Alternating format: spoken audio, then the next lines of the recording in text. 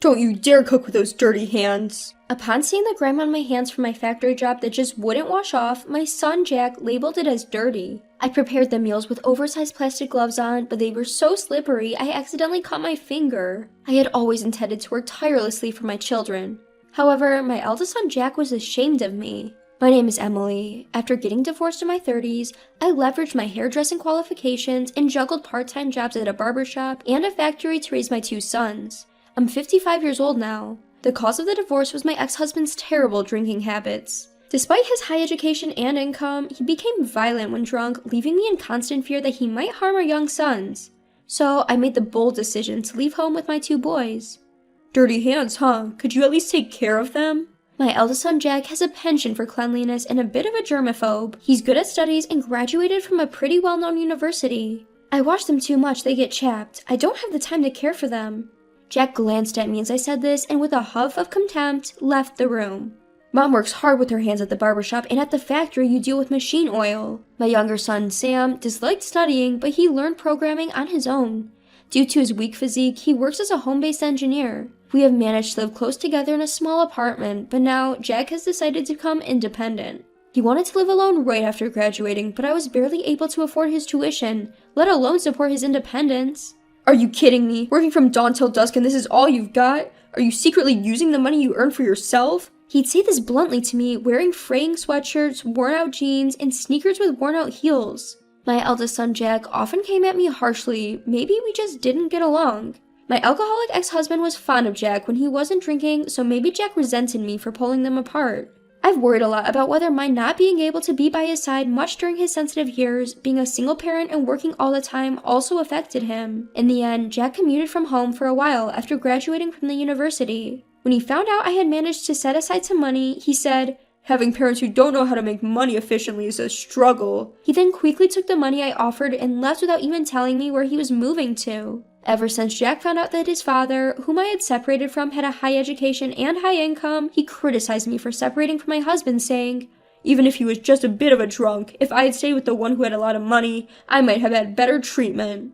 Despite being such a tough character, the independence of my firstborn, for whom I had suffered, was both joyful and lonely. I shed some tears and went to sleep that day. Even after that, whenever he was a bit short on money, he would come home, take the money I had earned and saved, and although my younger son Sam tried to stop him physically, he would end up losing to his physical strength and letting him take it, making it hard for me to save money for my old age. One day, I got a message from Jack saying he was getting married.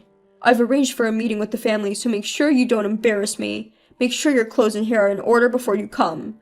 Even he warned me, but I was very happy. If he had someone important in his life, Jack might change. I thought he would naturally learn about love, something I couldn't teach him from the woman who was to become his wife. However, there was no context for a while. I anxiously waited for the schedule for the meeting, but I also had work, so I went to my part-time job at the factory as usual. During work, my cell phone rang, and as I was waiting for a message from Jack, I stopped my hand and answered the call. The voice saying hello was Jack's. When I asked him about the date for the meet and greet with the in-laws, he said, "Nah, her parents are business people, likely have a keen eye for people. They're different from our family, so you don't have to come." Then, without waiting for my reply, he hung up the phone.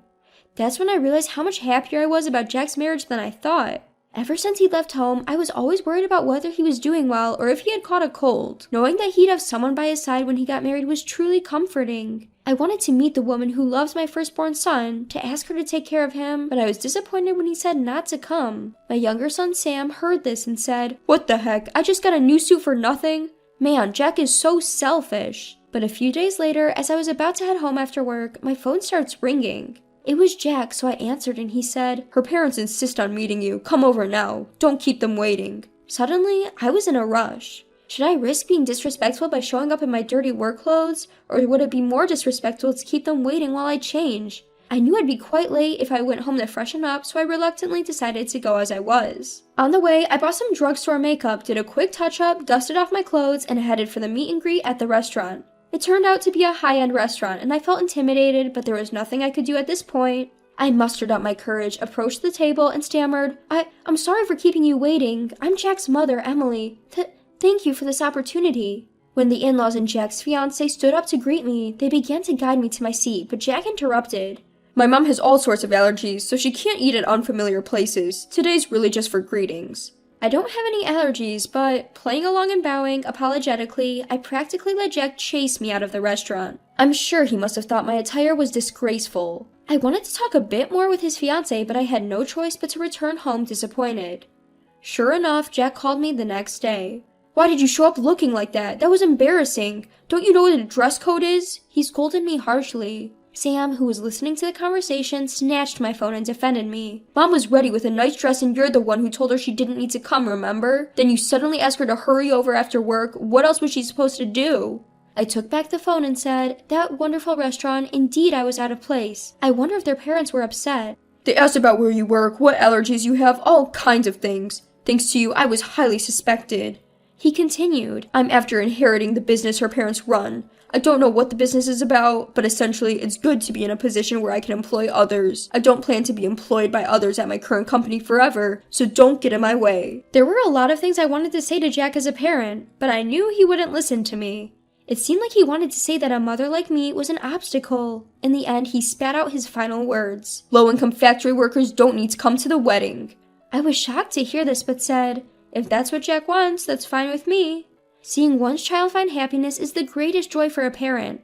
I wanted to celebrate this new beginning together, but if my son does not wish for it, it's probably best that I don't attend. When I ended the call with Jack, it felt like I was also severing the bond of parent and child, which was deeply saddening. I remembered the face of the young lady who would be his wife, to whom I could barely say a proper greeting. Her parents seemed refined and had a gentle atmosphere about them. Thinking that they would become Jack's family from now on filled me with an indescribable loneliness, but I forced myself to accept it and went to sleep. After that, I continued to work at the barbershop and the factory, trying to switch my feelings off. I still have Sam. When Sam gets married, I want to be able to contribute whatever money I can, so I need to keep working hard. One day, about 2 weeks before the wedding, Jack contacted me again. I had thought our relationship was nearly severed since he said I didn't need to come to the wedding. Yet, at this stage, he was still pushing more unreasonable demands onto me. "Weddings cost money, you know that, right?" "I know, but I don't have any more money to give you. Besides, if it's money for a wedding, shouldn't you have saved some yourself since you're working?" I replied, and he seemed annoyed, probably because I hit a nerve. "Are you saying you can't even afford to pay for your child's wedding? There must be some way. Borrow it from somewhere." He wasn't listening. I gave in and said, "Fine, I'll arrange for it. Come by the house again to collect it." After that, Jack finally seemed satisfied and hung up. A few days later, Jack came to collect the borrowed money. He took it with a smug smile, said nothing, and left. I felt a huge responsibility for having taken on so much debt, even if it was for my child. Jack's wedding wasn't the only thing on my mind. I thought if something happened to me, this debt might be passed on to Sam. I knew I needed to work hard to repay it as soon as possible. Then, one day, a man who said he was a customer came to the factory where I worked. I was called by a coworker to the office, and there a surprising person was waiting for me.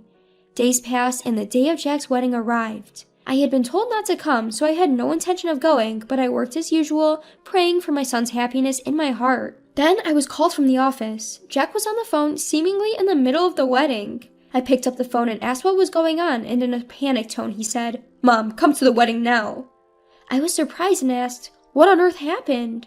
He just said to hurry up and bring Sam too, so I quickly got ready and headed to the wedding venue. When I arrived at the venue, a staff member was waiting, and I was quickly escorted to the hall. When I opened the door that was pointed out to me, I was suddenly in the spotlight and couldn't make out my surroundings. Then, the father of Jack's bride announced, "This is Jack's mother. Please welcome her with applause." I became the center of attention, feeling both embarrassed and happy, and while bowing to the people around me, I took my seat as guided. Looking halfway up the stage, I could see Jack, my older son, with his arms crossed, looking away. Dressed in a new suit, it appeared as if he was embarrassed, or possibly angered by his mother being introduced in front of so many people. Then, there was my younger son Sam beside him saying, "Don't mind Jack, let's have fun. We've been invited by the bride's father himself." That's right. The man who had come to visit the factory before the wedding was the father of Jack's bride. When the bride's father had asked Jack why his mother wouldn't be attending the wedding, Jack had been vague in his reply, so the bride's father had taken the trouble to visit the factory. Even Jack couldn't defy the bride's father.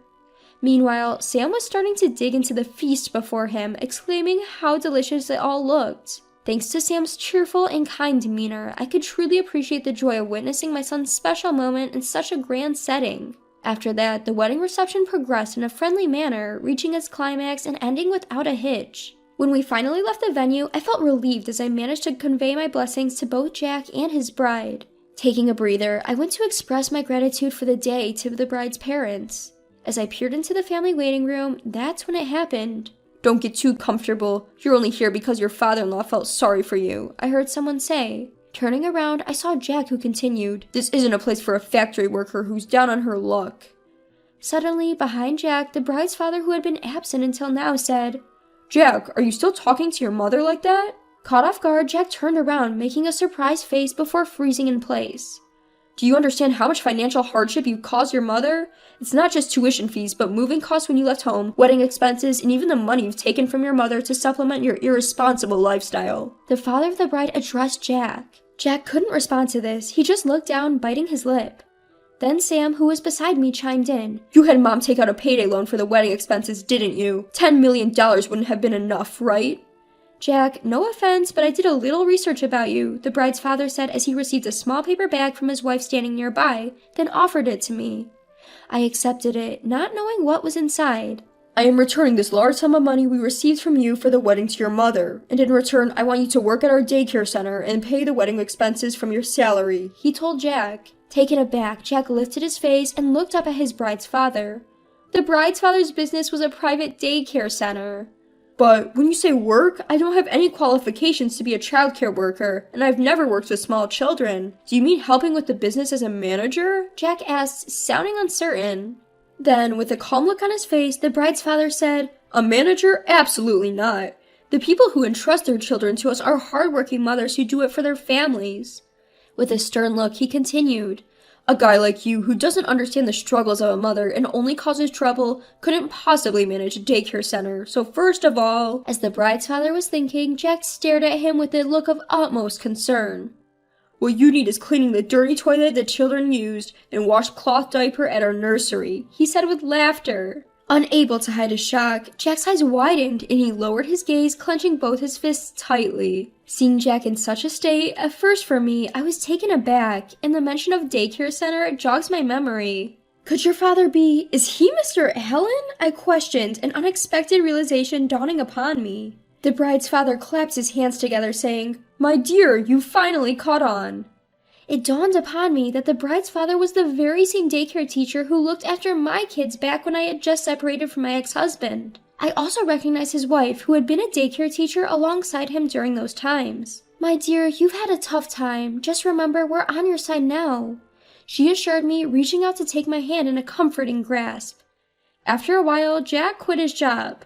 He and his wife moved to work at the daycare center run by his father-in-law. The bride's parents made a promise. Until they repaid me every cent Jack had taken from me, they would deduct a set amount from Jack's monthly salary. "Jack needs to earn his childcare certification and gain a wealth of experience while working. There's plenty of time before he'll need to take over my role," said Mr. Allen, the bride's father, smiling cheerfully next to Jack, who wore a strained smile. Feeling truly thankful to Jack's new family, I continued to work, encouraged and optimistic about the future.